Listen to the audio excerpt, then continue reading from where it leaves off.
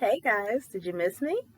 It's the mom of two, wife of one, and yes, this video is a couple days late. I greatly apologize for that.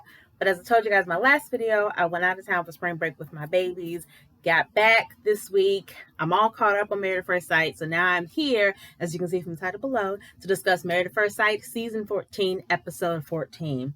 By my calculations, we are about 2 to 3 weeks away from the finale and finding out once and for all who is staying together and who is going to get a divorce. I will say it was a struggle to get through this episode for me. Some of the couples are just so draining.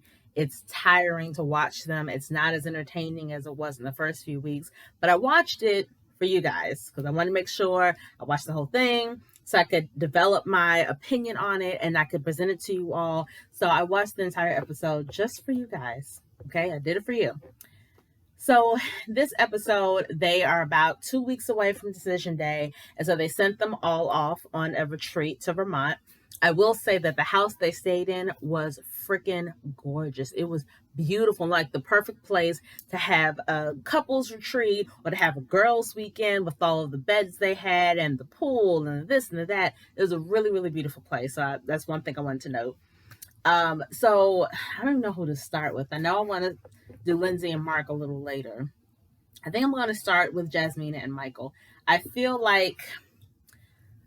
it's really cute that he calls her Jazz. This is my first time seeing him hold her hand, like reach for her hand at the table. I think their last morning of the retreat. So I thought that was cute. I want to be sensitive to people who believe in the idea of mediums and believe in the idea of crystals and psychics and all that stuff. So I'll be sensitive to those of you who believe in that. It's not necessarily my cup of tea. And I also thought with you being in Vermont, right, and being surrounded by nature, and I feel like that retreat or that area is supposed to be all about the outdoors and everything. It seems strange to me that that's the activity you guys chose for each other as opposed to something physical you could do together or something that would kind of, I don't know, just force you to be outside. So I just thought that part was kind of weird. But again, I'm not going to judge the fact that they saw a medium who told them basically that you guys should be married to each other. The love you guys have or could have is going to be amazing. It's going to be great. And you guys should be together. That was kind of the crux of what the medium told them. Nothing exciting really happened with him outside of that. Like Michael got to see how much Jasmina really cares for him based off of her reaction to them seeing a medium, and then afterwards him recapping the experience with the other couples, and that's what made him reach for her hand. Thought that was really sweet because again, we don't see that often with them. Especially we don't see them holding hands, we don't see them hugging each other. We see them being very comfortable with each other and laughing with each other, and I love anytime they show Michael and Jasmina just hanging out and just laughing and being silly and goofy. I love seeing that for them. Like when they were leading the field games for the couples and they had their shirts on that said the boss and the real boss, and they had their shades on. And I really like them together. I love the connection between them. I love the camaraderie between them. It definitely feels like more than friendship, even if it's not necessarily passionate romance just yet. But I really like them together. I really like the feel and the look of them together. So I'm still pulling for them. I really hope that it goes the distance with them. Obviously, only time will tell. But I want them to touch more. I feel like that'll take them to the next level. Like just touch. He reached for her hand. That was all well and good. You could have kissed her cheek, put your hand around her waist, like anything. It's like just little things, just touch. So that part just annoys me. Like, why can't you guys? I don't understand. So like I said, nothing really happened with them. And I think that's why they were the couple who were leading the games, because it's like, okay, it looks like you guys have the least amount of drama at this moment. So let's have you guys be a united front and lead the games for the other couples. And I will say this, whenever they have a couples retreat in this show, they almost always have a type of game where it's a who's more likely to, where you're calling out different people for being certain things. That never ends well, because someone is always going to feel slighted. Someone is going to feel offended. Someone is going to feel like, I can't believe my spouse thinks of me that way. It always leads to some things. I'm sure that's the point, is to rev up the drama and to bring about feelings that maybe haven't been previously discussed before. So I get it, but it's like, oh, it's just so predictable. Regardless, we're not even at the game yet. That's Michael and Jasmina. Nothing really happened with them. They saw a medium. I think that they're, building a deeper connection and all that good stuff, but they just need to be a lot more physical when they're talking to each other, when they're around each other. They could definitely go the distance. I personally believe for me, they're the only couple that I'm 100% sure could make it and could be happy together. We're going to go to Noi and Steve. Noi, okay, I will say this.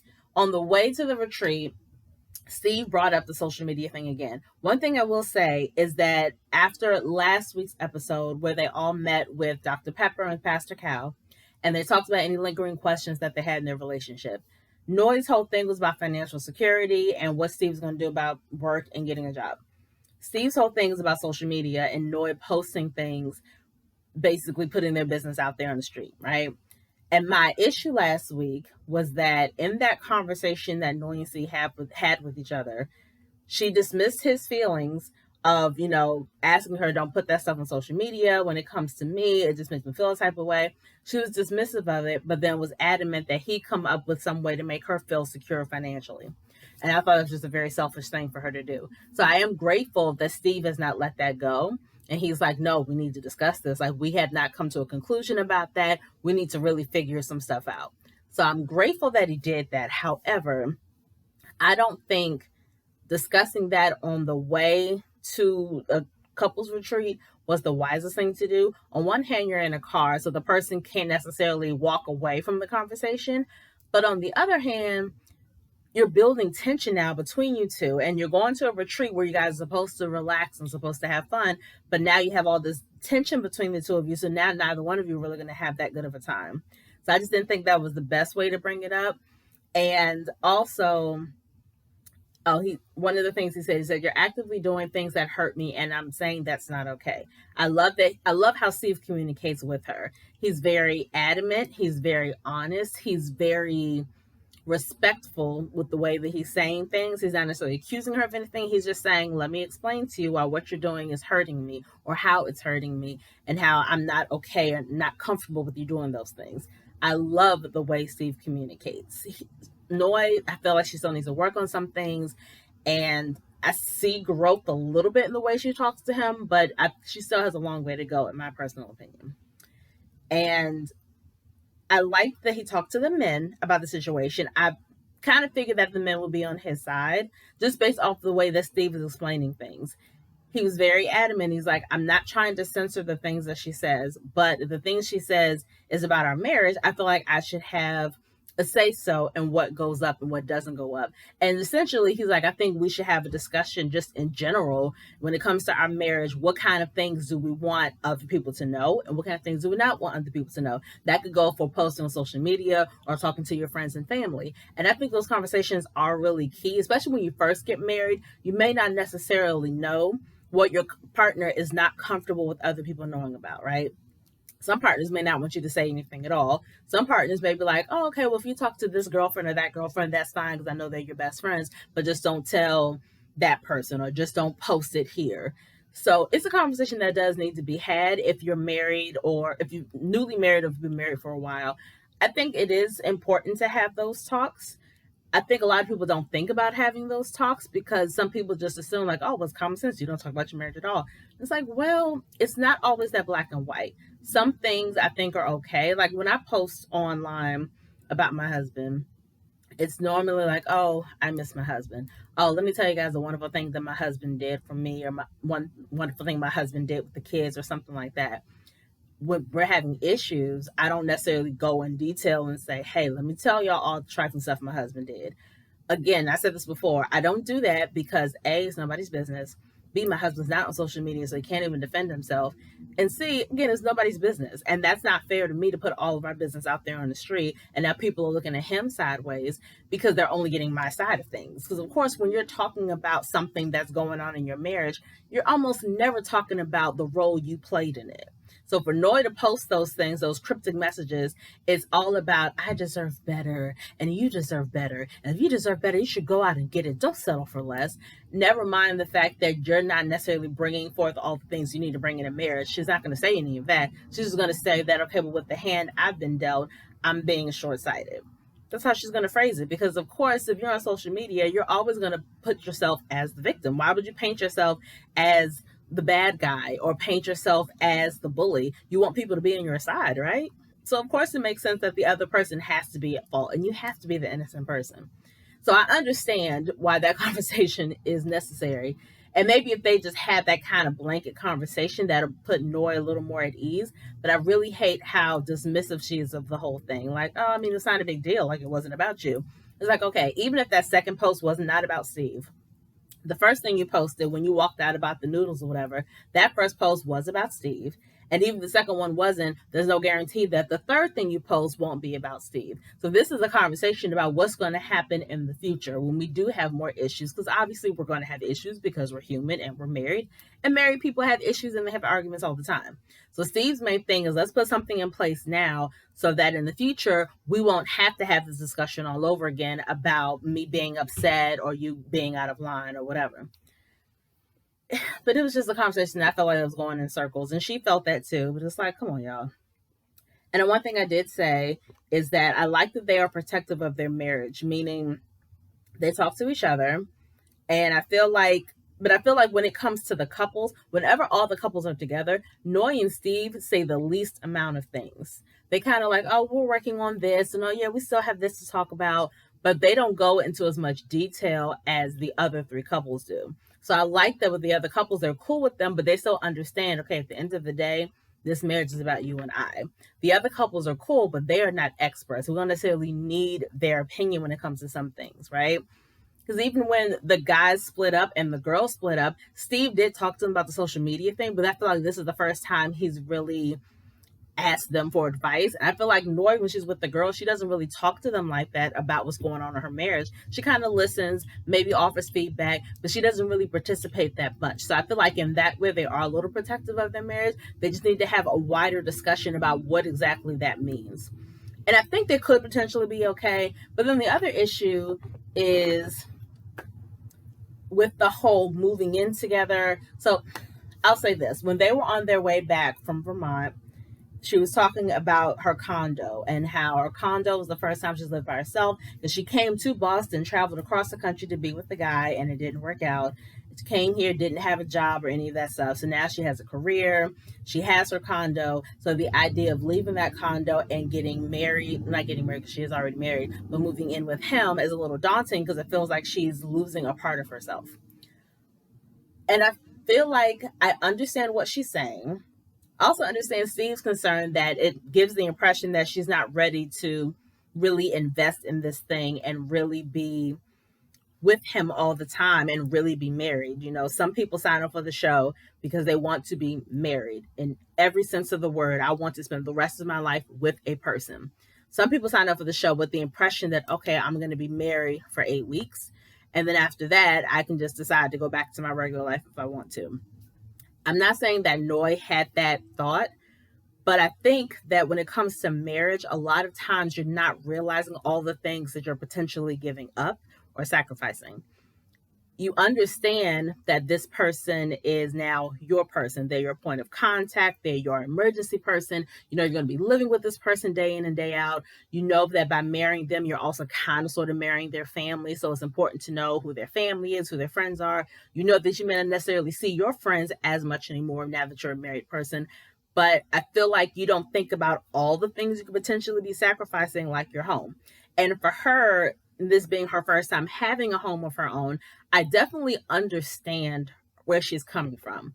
I understood her being emotional. I got it, but I don't know the solution for that either. You did sign up for this. You said that you love Steve.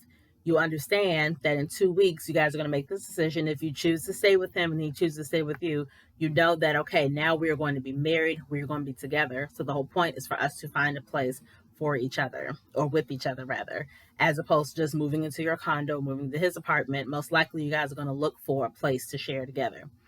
Now, I feel like the compromise with that would be that while you're in the midst of looking for a place together, you guys will still stay at your respective places and then just spend the night at each other's homes every once in a while. So at least that way you have time to give a proper goodbye to your condo, as opposed to decision days on Thursday and Friday I'm moving out.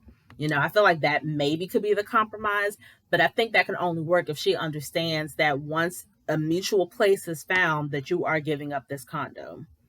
And I understand what she was kind of saying. Like, I kind of want to hold on to it just in case. It's like, but this isn't a just in case situation. Nothing is guaranteed when it comes to marriage, especially when it comes to any kind of relationship. So I understand kind of that concept, but you're not supposed to go into it with the assumption that let me have some stuff on the side just in case this doesn't work out. That's not how you're supposed to go into any kind of relationship, let alone a marriage. So again, I feel like the only compromise would be if we both say yes on decision day, let's make a vow that we are going to find a place together. We'll pull our money together, figure out what our budget is, figure out what neighborhood we want to live in. We will start the process of looking for either an apartment or a house together. But in the time it takes to find that, let's continue to have our own separate places. We'll spend the night at each other's homes. Like, that won't be a problem. I'll still see you at least 3-4 times a week. But she gets to hold on to her place. He gets to hold on to his place. And then once they find a place, whether it takes, I don't know, 2 months, 4 months, 6 months, whatever, in that time, she can kind of start the process in her head of saying goodbye to things, saying goodbye to her condo, saying goodbye kind of to her single life. I think she may need that time mentally to get used to the idea of, okay, this is no longer my thing, but this thing that I'm going to have with my husband, whom I love, is going to be so much better. So that's my compromise in my head. And hopefully, if they both say yes, that's kind of what they'll do. And hopefully, in doing that, Steve will understand, okay, it's not that she doesn't want to commit to me. It's that this is a little difficult for her. But she's taking the time to say goodbye, and she is making this commitment, and we're going to be together. So hopefully that works for them. I don't know if it will, but we'll see. Now let us go to, I went to Lindsay and Michael last because I feel like I have the most notes on them. Olajuwon and Katina, let's go to them. So first of all, their couple activity they did was to go walk some alpacas. The production team, the show team, all the camera people, why was it necessary to give us a close-up of an alpaca giving birth to placenta? Why was that necessary? Like, it was close up. Like, I don't understand why you thought we as the viewer needed to see that. That could have just been a comment that Olajuwon made or Katina made. Like, oh my gosh, I can't believe it, after birth. I've never seen it before. We didn't need a close-up of that. I thought that was so unnecessary, and I won't forgive you guys for that. Because why? Tell me why. I'm sure somebody from the show watches my videos because you guys just love me that much. So tell me in the comments why it was necessary for us to see that. Or you couldn't have blurred it for us. Like, they saw it close up. Let them have that experience. I'm not at that retreat. I don't need that experience with them. Okay? Let me know in the comments why you thought I needed to see that. Okay? That was just a side note because I was completely disturbed by that. Regardless, they walked the alpacas and, seems like they were having fun.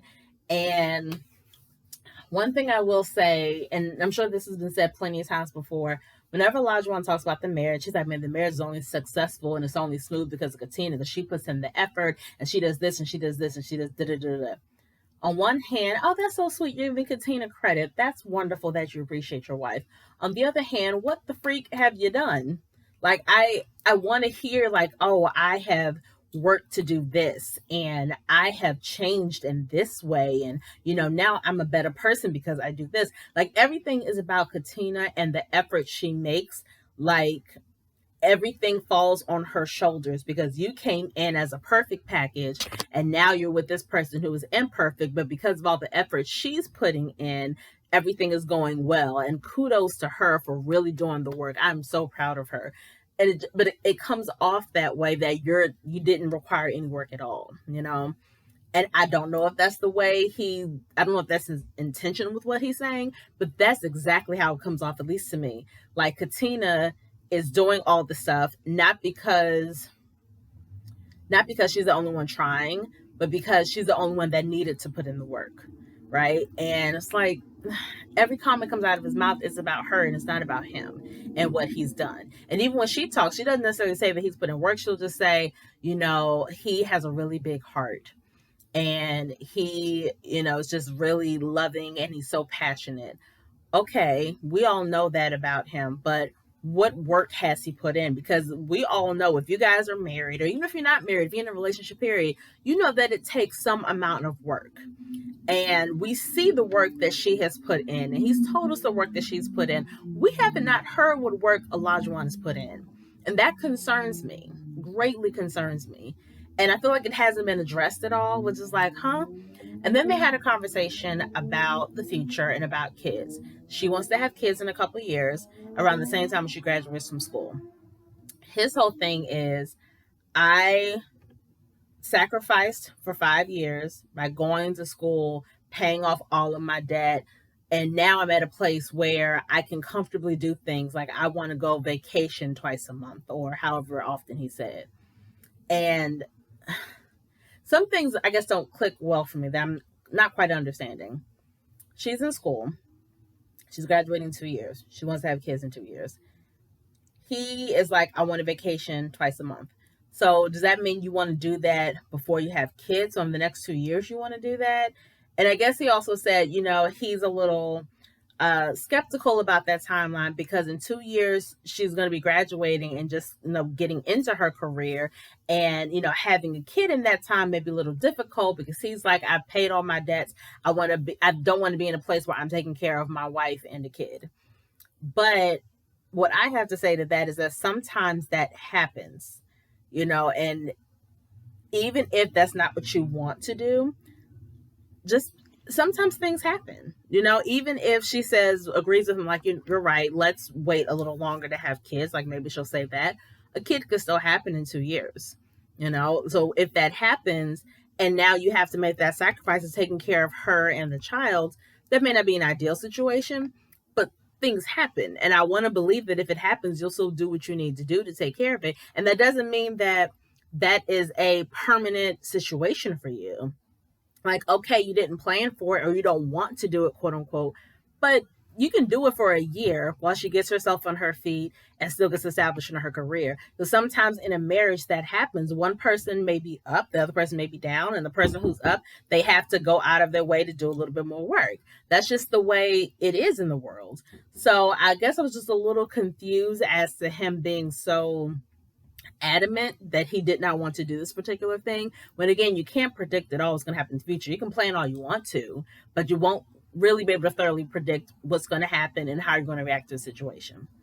So, and also, he asked her after they walked the alpacas, he asked her, oh, what else do you want to experience while you're in Vermont? I was surprised she didn't say have sex. Now, my mom thinks that they've already done it and they're just not telling anybody. I feel like if they done it, I personally assume that we would have heard something by now. That's just not what I'm doing a video. Do not come in here. Sorry. So yeah, I feel like we would have heard something by now. This is my personal opinion. So I still don't think they've had sex. Now we get to Lindsay and Mark. I think that Mark is completely over Lindsay. Even in the way he reacts now to her getting an attitude or reacts to her moods or whatever, I feel like his reactions have changed a lot, right? Now it's like, this is what she does. She makes it about her, and I guess it's going to be about her now. And he just kind of shrugs his shoulders and he lets it go. Because I feel like at some point, you just get tired. You get tired of taking the blame. You get tired of trying to figure stuff out. You get tired of, he's essentially walking on eggshells, which is a horrible position to be in a relationship. Who wants to be in a relationship where you can't be yourself, where you can't just say what you want, where you have to constantly keep one eye open, hoping that you didn't breathe the wrong way, or that you didn't accidentally brush across them when they don't want to be touched? Like, nobody wants to be in that kind of situation where you feel like you're always on edge because you don't know what the heck you're going to say or do is going to set this person off. So I understand exactly where he's coming from. And I feel like my overall position on this, Lindsay has a lot of triggers from the abuse that she suffered at the hands of her mom.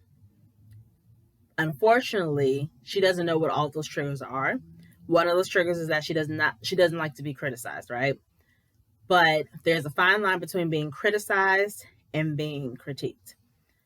And I feel like she's not at the place where she understands the difference. Because of that, anytime somebody says something to her about her, no matter how they phrase it or what kind of wording they use, she is offended. She'll have her attitude and she gets to a dark place. If you cannot accept any kind of critique, you have no business being married to a person. Marriage is not all about critique.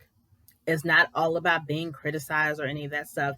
However, this is a person who supposedly loves you, who is with you all the time, and you're supposed to grow in your marriage. Both spouses are supposed to grow in your marriage. Grow as people, grow as a couple.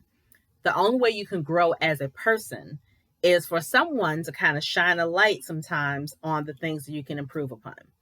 That's not necessarily the spouse's job. Like, I don't want to make it seem like once you get married, that's automatically going to happen and they have to do that. But that does happen over time. And I feel like for someone like Lindsay, who's not at a place where she can accept any of that stuff yet, then she does not need to be married. Because that means that person can never say anything to them about, can never say anything to her about how she needs to improve or how she comes off or any of that stuff without having an attitude. So imagine you being that person married to Lindsay. You can't tell her at all that anything she's doing is wrong. Yet, when you fall short, you have to listen to her tell you how you're not fulfilling her as a spouse, how you're not doing this and you're not doing that, and you don't know you're not doing this, and how can you not tell this and you're not doing this, and da da da da. No person wants to be that person getting all of that feedback from somebody, knowing you can't give it back. That is not a balanced marriage. That is not the way that anybody should want to live. So from Mark's perspective, I understand his frustration. He likes Lindsay as a person. He sees all the value that she brings to him and to the relationship. However, constantly getting that from her and having to stay silent when it comes to the stuff that she's doing, that will drive any person crazy. And I genuinely feel like he's at that point where he's like, nah, I can't do this. This just, I don't care anymore. Hands off. Nope, I can't do this. Prime example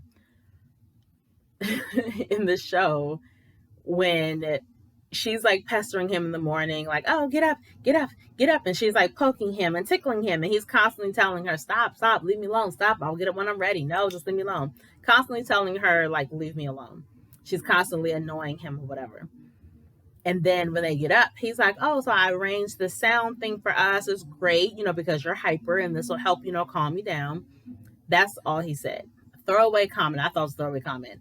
Hyper in her mind was a trigger word. So now she's shut down and he's rude and she's walking away. And he made a great comment. He was like, so you can pester me all morning and I can tell you, stop, leave me alone. I don't like this, but you can keep doing it and it's okay. But the moment I call you hyper, now I'm the bad guy. And I was like, you know what? I can't be mad at him because he's making perfect sense.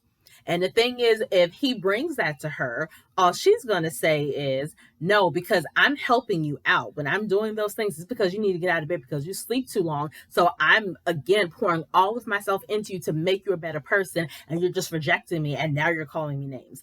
That's how she'll take it. Not, my husband doesn't like this. I think I'm doing a good thing, but he doesn't like when I do this. So let me change my approach. Let me understand that just because I think it's a good thing doesn't mean he's going to receive it as a good thing.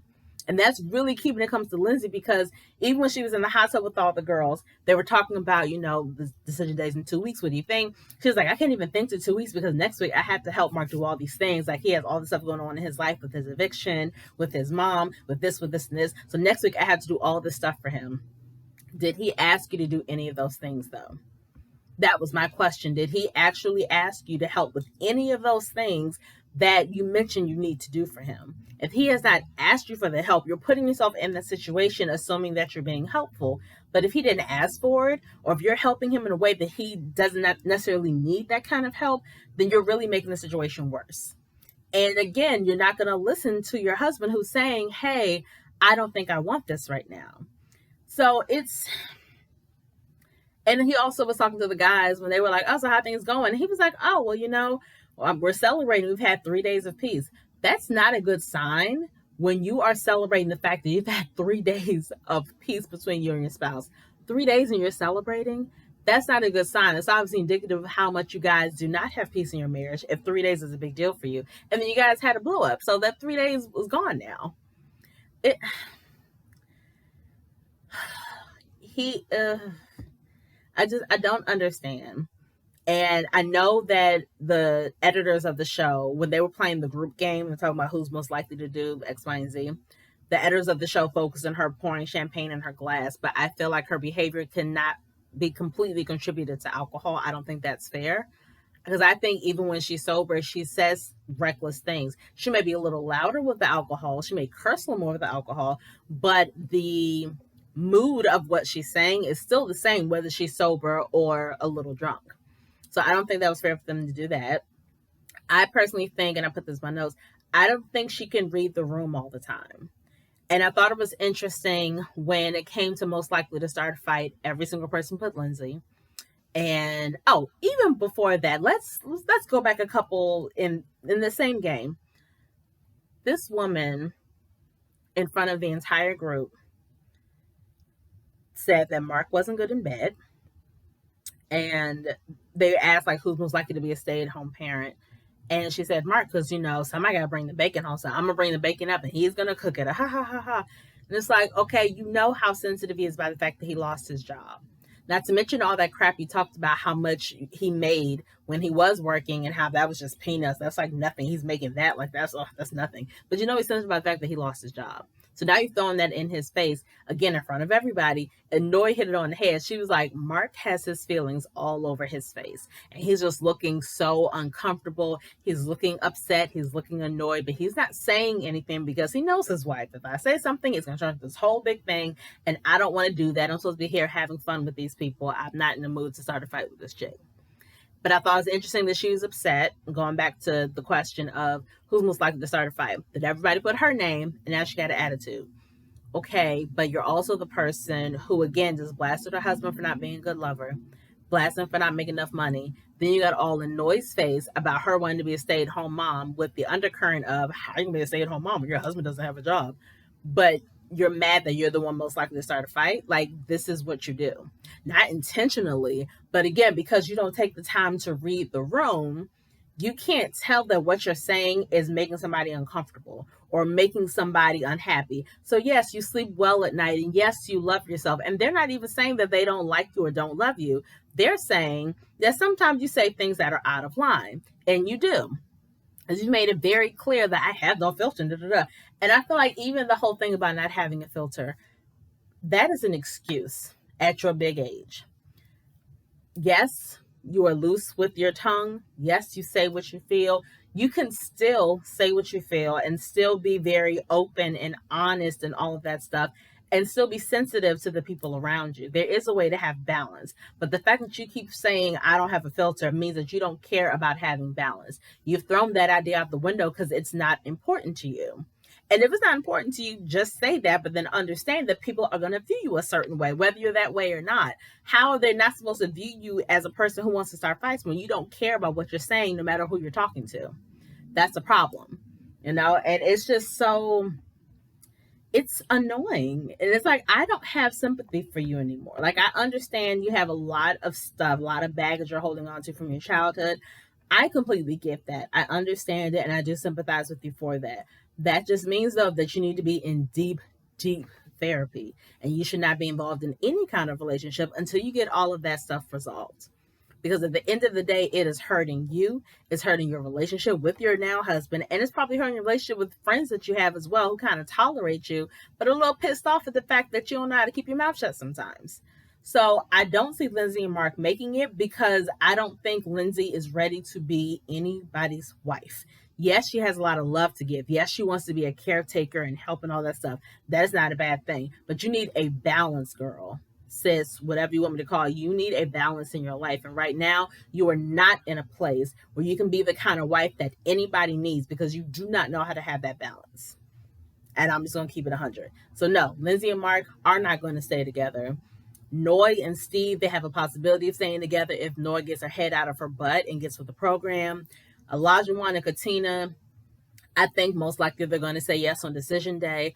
I'm hoping that the conversations they have off camera are the deep conversations that they need to have to really talk about what each other is bringing to the table, what they both need to work on, all the stuff that I'm saying they need that we're just not saying. I'm hoping they're having those conversations off camera. Really hoping, but I think they're going to say yes. I don't know if they're making a long haul. I definitely think they'll say yes. And I think Michael and Jasmina could work as well. They just need to be a little more physical and a little more intentional with their conversations. So that is my opinion for this week, guys, my review and recap. Let me know if I missed anything in the episode that you wanted me to comment on that I may have forgotten about. Make sure you comment below. You guys know how much I love talking to you guys about this show. It's almost over.